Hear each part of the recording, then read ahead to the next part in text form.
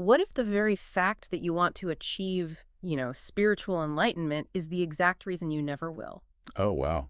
Yeah, that's quite a paradox to start with. Right. It is a paradox that sits at the center of so many spiritual traditions, but I feel like it rarely gets addressed in modern wellness culture. Absolutely. We just Yeah. sort of brush past it. Exactly. So today on this deep dive, we are going to explore a really provocative 2011 essay by an author named Sui Feng. It's titled, Try This Transformational Practice. And the translation we're analyzing today was edited by Kinyu, just for context. Yes, thank you. And the mission for our deep dive today is to really completely deconstruct what true spiritual metamorphosis actually demands. Because this text, I mean, it pulls no punches. No, it doesn't. If you, the listener, have ever felt overwhelmed by the endless self-help stuff, the modern spiritual life hacks promising easy enlightenment, well, this source is going to be a massive, refreshing shock to your system. It really is. The contrast the author establishes right off the bat is just vital. He draws this hard, totally uncompromising line between what he calls the empty talk of modern spiritual shortcuts and the, frankly, agonizing reality of actual transformation. Agonizing is definitely the word. It's not a fun little side project. Right. The core premise here is that spiritual growth isn't just a matter of layering a few healthy habits over your existing life. You can't just maintain your current human consciousness and, sprinkle a little mindfulness on top of it. A little 5-minute meditation app before you go back to yelling at people in traffic? Exactly. The author argues that traditional human consciousness and the consciousness of enlightened beings like celestials or Buddhas are entirely separate paradigms. They just don't overlap at all. They do not overlap, so attaining one requires the total destruction of the other. Let's explore that destruction because the author's frustration with people trying to bypass that process is so palpable in the text. I mean, he comes out swinging. Oh, he really does. He goes after practitioners who just, consume historical texts or modern spiritual writings, but completely refuse to change how they actually live. He labels that behavior as mere lip service. Right. Mere lip service. Mm-hmm. Totally useless for true metamorphosis. And he points to very specific, historically common practices to illustrate this, like the tradition of chanting the name of Amitabha Buddha, thousands of times a day. Which is a very well-known practice in certain traditions. Yeah, and for those who might not be steeped in this specific tradition, the goal of that chanting is to ensure rebirth in the Western Pure Land, which is essentially this celestial realm free of suffering, free of distractions, where achieving ultimate enlightenment is supposed to be, well, much easier. And the way the essay dismantles that specific chanting practice is just fascinating. It reveals his broader critique of, passive spirituality as a whole. He's brutal about it. Yeah, the text argues that attempting to enter a transcendent realm simply through the rote repetition of a phrase is sheer nonsense. Sheer nonsense. I love how blunt that is. And the logic is quite sharp, actually. He says that if accessing a higher state of existence only required repetitive vocalization, well, the Pure Land would be populated entirely by birds and animals. That line made me laugh out loud. It's so true, though. A parrot could get enlightened. Right. Because the underlying mechanism he's pointing out is that a repetitive action, devoid of any internal structural change, is just a physical reflex. It's just muscles moving in your throat. Exactly.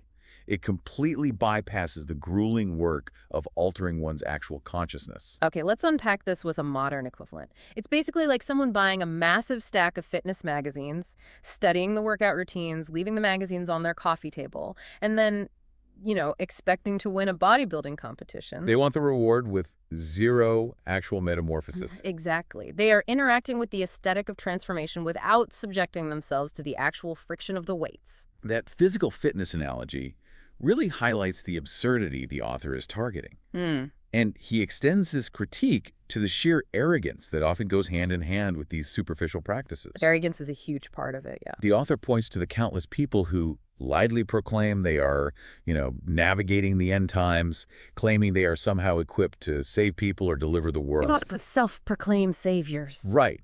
And the essay compares these people to a clay bodhisattva trying to cross a river. Okay, let me jump in here. A bodhisattva being an enlightened figure who deliberately delays their own ultimate nirvana to stay behind and help save others. So, a clay bodhisattva hitting the water. They're going to dissolve into mud. Instantly. The second they face any actual current, they just melt. They have the shape of a savior, but none of the structural integrity. I mean, they can't even save themselves. Exactly. And the text provides a comprehensive list of what constitutes that lack of structural integrity. It argues these individuals possess a muddled mind, incoherent speech, and they just rely on baseless fabrications. Because they don't actually understand how reality works. Right. They lack a fundamental understanding of life, time-space, consciousness, and the structural nature of reality. The author is asking a very pragmatic question here. Which is? How can you possibly intervene in the spiritual trajectory of another human being if you remain entirely ignorant of the fundamental architecture of existence? You just can't. So passive reading is out, rote chanting is out. But the essay takes a really interesting turn here because it moves on to critique active mystical practices. This is where it gets really controversial for a lot of modern practitioners. Yeah, because in a lot of contemporary spiritual circles, active practices like energy work are considered the real heavy lifting of self-cultivation. People think, well, if chanting doesn't work, surely dedicating myself to intense mystical methods does. Popular spiritual culture certainly frames it that way, yeah. However, the text argues that these active practices can actually be even more insidious. Insidious how? Like they drag you down. Yeah, they draw the practitioner deeper into the trap of the human ego. The author specifically critiques Gong, which refers to various forms of energy work and cultivation along with other supernatural arts. Okay.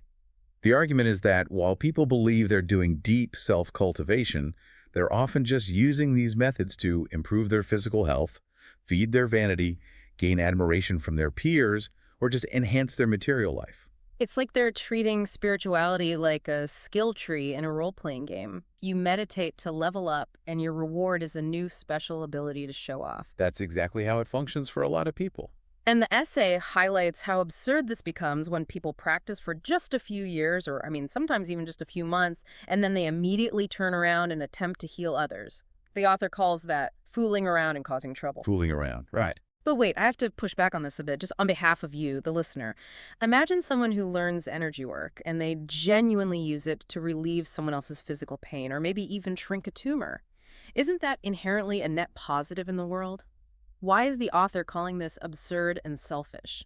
What's fascinating here is that pushback makes perfect sense from a strictly human material perspective, Right. where alleviating physical suffering is the ultimate good. Right, because less pain is better. But the author is operating from a completely different cosmological framework. From the perspective of this text, true spiritual qualification, like the actual merit required to enter a heavenly kingdom, comes from profound internal giving and structural change. So it's not about what you fix on the outside. No, not at all. The author actually views these superficial healers as spiritual parasites. Parasites, that's intense. It is. The text explicitly states they absorb the wisdom and techniques of others without applying the core ethical and structural transformations to their own lives. They only take without giving. Oh, I see. So they might be performing a so-called healing act, but the mechanism driving it is still deeply rooted in their own ego. They want the identity of the healer. Exactly. They want the validation, the admiration, or maybe just the financial compensation that comes with it. The mechanism is entirely ego-driven. Yes. If a practitioner cures a physical symptom, but their own consciousness remains fundamentally selfish, grasping, and attached to human validation, well, they haven't achieved any real spiritual growth. They've just acquired a new metaphysical tool to serve their earthly desires. Precisely. The text draws a direct parallel here. Pursuing supernatural abilities for personal validation is just another form of materialism. That is such a fascinating way to frame it. You are hoarding spiritual currency instead of fiat currency, but the grasping, greedy nature of your human consciousness remains completely unaltered. You're just changing the currency, not the mindset. So having systematically dismantled everything that doesn't work, the reading, the chanting, the ego-driven energy work, the author finally lays out the actual blueprint for self-cultivation. And this is where the text gets staggering. Staggering is putting it mildly. It outlines an 8-point checklist for true rebirth. And we are going to look at these thematically because they represent a violent, deliberate unspooling of every instinct that keeps a human being tethered to their current reality. It really is a dismantling of basic human instinct. So let's start with the theme of possessiveness and material erasure. Point 1 of the blueprint demands that you give away all your property to places you think have value, rendering yourself totally destitute. just total material severance. Yes. And point 7 follows up on that, dictating that you have to live a remarkably simple life, entirely devoid of luxury.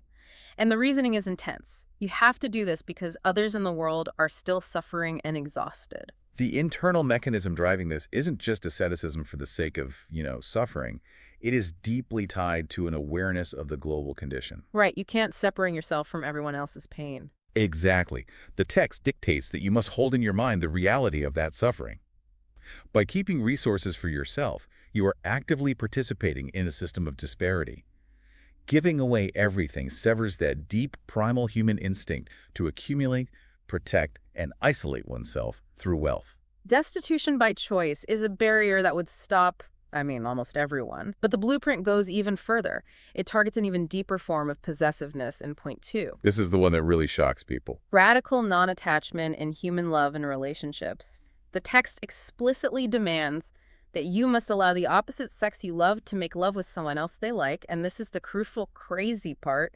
You must actually feel happy and blissful about it. Happy and blissful, not just tolerant. Blissful. That is just completely alien to how we operate. The psychology behind that specific demand is fascinating, though. Romantic love, as it is traditionally practiced in human society, is arguably the ultimate fortress of the human ego. It totally is. It's heavily bound up in ownership, exclusivity, and this deeply ingrained fear of replacement. When the author demands the eradication of sexual and romantic jealousy, he's attacking the very core of the ego's boundary-making mechanism. Think of the human ego like a heavily fortified geopolitical border. We draw lines around our property, our resources, and most fiercely around our partners. We say, this is mine, you cannot cross this line. Yes, exactly. The author isn't asking you to just lower the border tax. He is demanding you dissolve the concept of the border entirely. You cannot feel jealous if you fundamentally do not believe you own the other person. That dissolution of the border is exactly what the text is pushing for. And point 5 expands this far beyond romantic partners. What does point 5 demand? It instructs the practitioner to abandon exclusive dating entirely. The mandate is to love all people globally. You are commanded to love the people who have hurt you and to love your enemies. Love your enemies, which is a classic spiritual trope, but in this context, it feels much more structural. It is structural. The psychological architecture required to achieve this involves a total collapse of your defense mechanisms. If you truly love an enemy, the categorization of friend versus foe ceases to exist in your mind. The ego just has no framework left to operate within. None at all. And if the ego's borders are gone, that changes how you interact with the friction of the world. Which brings us to point 3, the author's absolute ban on complaining. This one is so difficult for modern people. The text states that no matter how terrible your situation is, you are never allowed to complain. Not about the government, not about society, not about your personal situation, heaven or earth, nothing. To understand why complaining is forbidden, we have to really look at what complaining actually is. Okay, let's unpack that. Complaining is basically the cognitive dissonance between reality as it is and reality as your ego desires it to be. Oh, that's a great way to put it. It's the mind insisting that the universe is wrong and the self is right. So, by removing the right to complain, the author forces the practitioner into a state of radical acceptance. If you cannot vocalize resistance to reality, eventually the internal resistance just has to collapse. Exactly. It starves the resistance. And that radical acceptance extends outward in points 4 and 6. The blueprint demands that you never argue, never compete, never fight, and never scramble for advantage. You're even forbidden from gossiping. Right. No gossiping, no discussing the private affairs of others. The text mandates that no matter who you encounter or what situation you find yourself in, your only permitted output is truth, goodness, beauty, love, sincerity, and honesty. This represents an absolute purification of the practitioner's energetic output. It's like you're completely filtering what you put into the world. Yeah, if you are not arguing, competing, or judging, you are no longer participating in the friction that sustains human society. You're withdrawing your energy from the cycle of conflict and instead radiating a kind of structural harmony. It's a profound state of non-resistance, which all culminates in point 8. This is arguably the most difficult psychological maneuver of the entire essay. The ultimate humility. Yes. To shatter any lingering sense of spiritual vanity, you must view yourself as the lowest, most incompetent, most useless thing in the world. The phrase, the most useless thing, is a highly deliberate choice of words by the author. Because it targets that savior complex we talked about earlier. Exactly. Earlier, we discussed the danger of spiritual practitioners wanting to be saviors or powerful healers. By forcing the practitioner to identify as utterly useless, the author completely nullifies the ego's desire to be important, necessary, or revered. You cannot be a savior if you genuinely believe you are the most useless entity in existence. You just can't hold both thoughts. Here's where it gets really interesting, though. There's this brilliant, agonizing twist to this point. At the exact same time that you view yourself as fundamentally useless, you must be deeply, profoundly grateful for the bare minimum of survival. The gratitude aspect is huge. The text lists it out explicitly. It says you must be thankful just to have food to fill your stomach, a single room to rest in, and clothes to wear. You have to cultivate immense gratitude that you have eyes to see, legs to walk, a mouth to speak, and ears to hear. Just the physical basics. Right. Imagine the internal state that requires. You are completely devoid of any self-importance, yet you are overflowing with joy just because your legs function. That paradox is the exact mechanism that breaks the human operating system. This is completely uninstalling the human operating system and smashing the hard drive. Smashing it into pieces. Human instinct drives us to accumulate, to protect our romantic exclusivity, to demand justice through complaining, and to assert our importance.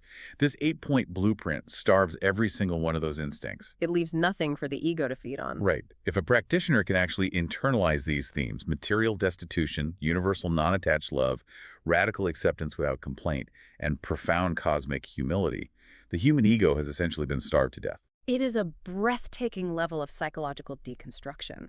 Yeah. And, if you are listening to this, imagining actually achieving that state, giving away everything, feeling pure bliss when your partner is with someone else, never uttering a single complaint, and viewing yourself as wonderfully useless, you might assume that achieving all of that means you have crossed the ultimate finish line. You'd think so, right? You've reached enlightenment. Yeah, you'd think, okay, I'm done.